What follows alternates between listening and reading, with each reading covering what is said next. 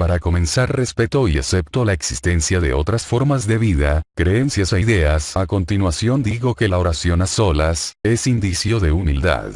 Cuando oramos a solas solamente Dios nos puede ver, nadie puede ni ver ni oír lo que pedimos. En un fragmento del libro Caballo de Troya, Jesús habla con Jasón y le explica la importancia de orar. El hombre, mientras padece su condición de mortal, busca y necesita respuestas. Y en verdad te digo que esa sed de verdad solo puede aplacarla mi Padre. Ni el poder, ni la fama, ni siquiera la sabiduría conducen al hombre al verdadero contacto con el reino del Espíritu. Es por la oración como el humano trata de acercarse al infinito. Mi espíritu empieza a estar afligido y yo también necesito del consuelo de mi Padre. ¿Es que la verdadera sabiduría está en el reino de tu Padre? Mi Padre es la sabiduría.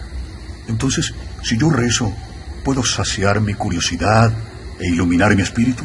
Siempre que esa oración nazca realmente de tu espíritu. Ninguna súplica recibe respuesta, a no ser que proceda del espíritu.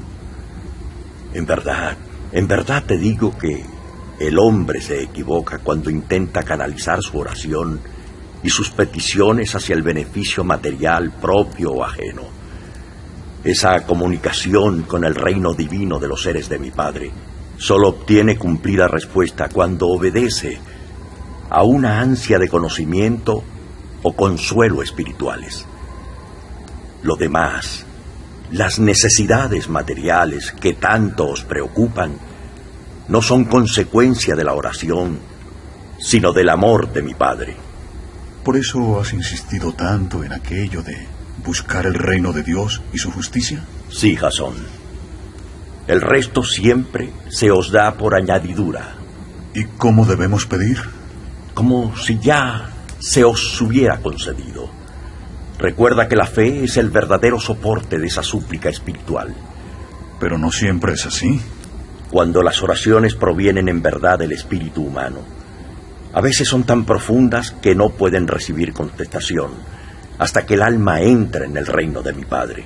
Si el hombre no ha alcanzado el grado espiritual necesario y aconsejable para asimilar el conocimiento emanado del reino, deberá esperar en este mundo o en otros hasta que esa evolución le permita reconocer y comprender las respuestas que aparentemente no recibió en el momento de la petición. El silencio no significa olvido.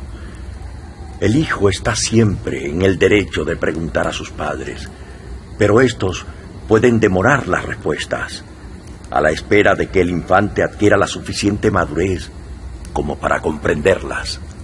¿Debo pensar entonces que la demora en la respuesta a mis súplicas es señal de mi progresivo avance en el mundo del espíritu?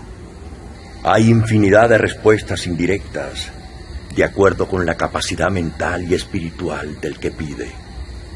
Pero cuando una súplica queda temporalmente en blanco, es frecuente presagio de una contestación que llenará en su día a un espíritu enriquecido por la evolución. ¿Por qué resulta todo esto tan complejo? No, querido amigo. El amor no es complicado. Es vuestra natural ignorancia la que os precipita a la oscuridad o la que os inclina a una permanente justificación de vuestros errores. ¿De verdad el acceso al reino de tu Padre está al alcance de todos los mortales? El reino de nuestro Padre está en el corazón de todos y cada uno de los seres humanos. Solo los que despiertan a la luz del Evangelio lo descubren y penetran en él. ¿A quién aborrecer más? En el corazón de mi Padre no hay lugar para el odio. Deberías saberlo. Guárdate solo de los hipócritas, pero no viertas jamás en ellos el veneno de la venganza. ¿Quién es hipócrita? Aquel que predica la vía del reino celestial y en cambio se instala en el mundo. En verdad te digo que los hipócritas engañan a los simples de corazón y no satisfacen más que a los mediocres. ¿A quién estimas más?